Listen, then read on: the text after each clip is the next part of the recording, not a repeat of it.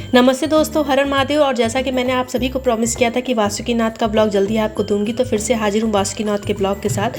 तो हम चल पड़े हैं वासुकीनाथ के लिए। और बात की जाए वासुकीनाथ के डिस्टेंस की, तो देवघर से 40 किलोमीटर की दूरी पे वासुकीनाथ जाने के लिए रेलवे स्टेशन का भी विकल्प है। अगर आप चाहें तो दुमका रेलवे स्टेशन यहाँ का नियरेस्ट स्टेशन है, आप वहाँ जा सकते हो। जसीडीह स्टेशन भी है जहाँ से आपको जो है वासुकीनाथ जाने के लिए ट्रेन मिल सकती है। रिजर्व व्हीकल से 800 रुपये चार्ज करते हैं, कैब बुकिंग 1000 to 1500, और पर पर्सन ऐसे आपको रोज़ सुबह जसीडीह से साधन मिलेगा बाबा बैद्यनाथ धाम से, जो कि 100 रुपीज़ पर पर्सन चार्ज करते हैं।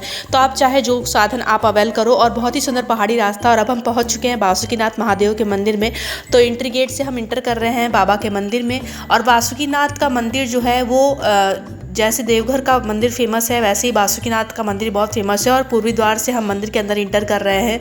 और ये मंदिर देखने से बिल्कुल जैसे लगता है कि वापस से हम देवघर बाबा बैद्यनाथ धाम के मंदिर में आ गए हैं। और आप देखिए, बिल्कुल सेम टू सेम मंदिर बनाया गया वासुकीनाथ का। एक टाइम तो आदमी अचंभा खा जाता है कि बिल्कुल सेम मंदिर वैसे। कहा जाता है कि जब समुद्र मंथन हुआ था तो मंदार पर्वत को मथनी और वासुकीनाथ को रज्जू के रूप में यूज़ किया गया था। और समुद्र मंथन के बाद ये नागनाथ की शरण में आकर यहाँ जो महादेव स्थित हैं, जो विराजमान है, उनको वासुकीनाथ के नाम से जाना जाता है, नागों के देवता नागेश के रूप में। और ये भी बहुत ही पुराना मंदिर है, बहुत ही पुराणों में इसका उल्लेख मिलता है वासुकीनाथ का। तो अगर आप देवघर आ रहे हैं तो वासुकीनाथ का दर्शन बिल्कुल करना न भूलें। और फिर देखिए, सकरी गलियों से होते हुए हम पहुँच चुके हैं बाबा के गर्भगृह में। और अब मैं आपको दर्शन कराती हूँ बाबा वासुकीनाथ के। बहुत ही सुंदर, बहुत ही अद्भुत शिवलिंग है बाबा का, जो कि हमेशा कपड़े से ढका रहता है। पर हमारा सौभाग्य था, संयोग था कि हमें बाबा के ओरिजिनल दर्शन करने को मिले। और पंडित जी ने ये कपड़े को हटा दिया। कुछ देर बाद आप बाबा का अंदर से जो मेन शिवलिंग है उसका दर्शन करोगे। तो वासुकीनाथ का पुराणों में बहुत महत्व है। और नागेश के रूप में, इनको नागों के देवता के रूप में जाना जाता है। तो अगर आपको मौका मिले अपने जीवन काल में तो प्लीज़ एक बार जरूर आके वासुकीनाथ का दर्शन जरूर करें। आपको बहुत ही अच्छा एक अंदर से पॉजिटिव वाइब्स आएगी। तो हमने दर्शन किए वासुकीनाथ के। और इस समय आप जो है देख रहे हैं गर्भगृह के अंदर का दृश्य। और वासुकीनाथ के दर्शन करने के बाद हम बाहर क्यों निकल पड़े माता सती के दर्शन करने के लिए। और यहाँ के जितने भी मंदिर हैं वहाँ मैंने नोटिस किया कि बाबा भोलेनाथ के जस्ट सामने माता पार्वती का मंदिर होता है और गठबंधन का कार्यक्रम होता है। तो जैसे देवघर में हमने दर्शन किए थे, वैसे ही हमने यहाँ पे वासुकीनाथ में दर्शन किए पार्वती माता के। तो ये पार्वती माता का मंदिर था, बहुत ही सुंदर और प्राचीन मंदिर। वहाँ हमने सिंदूर दान किया माता को और सिंदूर लगाया। यहाँ से आगे निकलने के बाद हमने बाकी जो अगल बगल विभिन्न मंदिर है, जैसे कि देवघर में चारों तरफ मंदिर है, वैसे यहाँ पे मंदिर थे तो वहाँ दर्शन किए। और ये काली माता का विशेष दर्शन हमने किया। काली माता को यहाँ सिंदूर चढ़ाने की परंपरा है, तो काली माता को हमने सिंदूर चढ़ाया। और इसके बाद हम आगे की ओर बढ़े सिंदूर दान के बाद। ये बहुत ही सुंदर मंदिर है वासुकीनाथ का। और बिल्कुल दोनों मंदिर एक दूसरे के पूरक लगते हैं। ये मंदिर के बाहर का दृश्य है जो इस समय आप देख रहे हैं। बहुत ही सुंदर दृश्य, मनमोहक दृश्य मंदिर का।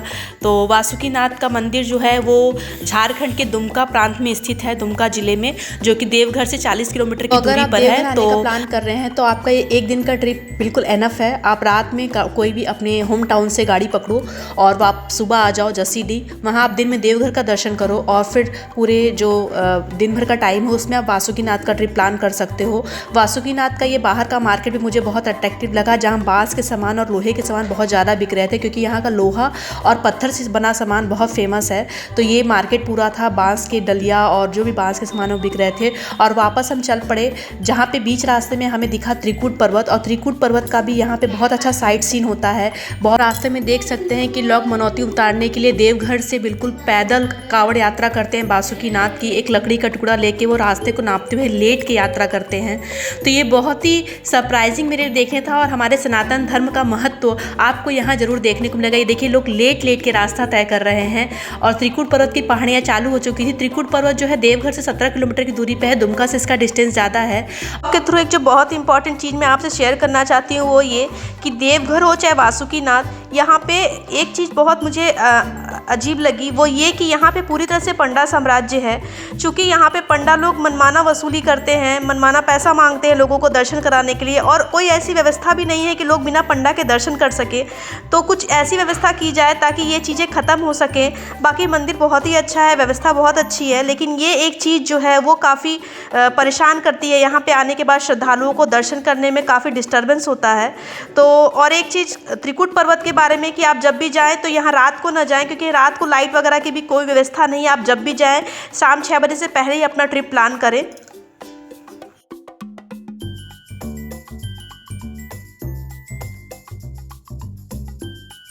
त्रिकुट पर्वत पहुंचने के बाद करीब 40-50 सीढ़ियों को पार करके पर्वत कंदराओं के बीच सबसे पहले हमने किए गणेश जी के दर्शन। यहाँ पर्वत कंदराओं में काफ़ी मंदिर है, पर चूंकि हमारे पास समय की कमी थी इस वजह से हम बाकी जगह के दर्शन नहीं कर पाए। तो गणेश जी के दर्शन करने के बाद जो यहाँ का सबसे प्राचीन मंदिर है शिव मंदिर, जिसे त्रिकुटेश्वर नाथ के नाम से जाना जाता है, वहाँ हमने दर्शन किए, जहाँ प्राकृतिक जल स्रोत से हमेशा जल गिरता रहता है।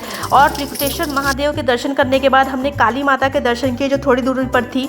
बाकी अंदर पहाड़ियों में अलग अलग बहुत से मंदिर हैं, पर हम सबके दर्शन नहीं कर पाए क्योंकि हमें वापस रिटर्न भी होना था। तो ओवरऑल ये था त्रिकुट पर्वत का व्यू जो मैंने आपको दिखाया। महादेव जी के जस्ट सामने पार्वती जी का भी एक प्राचीन मंदिर था, जिसके इस समय आप दर्शन कर रहे हो। तो ये पार्वती माता का मंदिर है। और वापस हम चल पड़े नीचे, जहाँ से हमें वापस अपनी देवघर गाड़ी के लिए जाना था।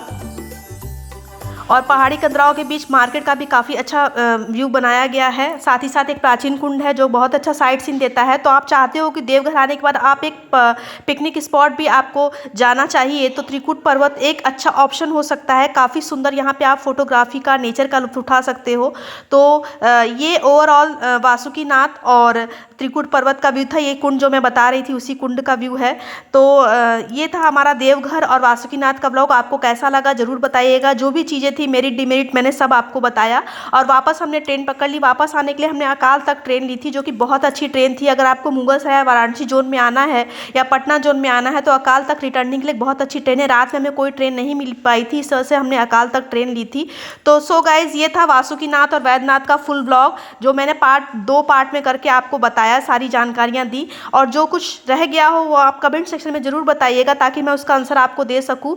तो चलिए फिर से मिलते हैं एक नए ब्लॉग में, नए कंटेंट के साथ, एक नई जगह के साथ। और प्लीज़ चैनल को लाइक शेयर सब्सक्राइब जरूर करिएगा, ताकि ऐसे ही ब्लॉग आप सबको देती रहूं। चलिए फिर से मिलते हैं। हर हर महादेव। धन्यवाद।